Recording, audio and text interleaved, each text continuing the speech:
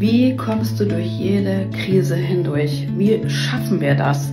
Und da sage ich dir, wie ich das schaffe. Und zwar, ich bin ja auch schon seit 23 Jahren mit Jesus unterwegs und ich kenne Höhen und Tiefen, und dadurch, dass ich einen Dienst habe und einen Dienst mit meinem Mann zusammen für Jesus, kenne ich das nur zu gut. Also wenn wir so diese Tiefschläge bekommen, wenn wir durch Herausforderungen müssen, es ist ja nicht alles easy und leicht, aber es geht nur um deine persönliche Beziehung zu Jesus.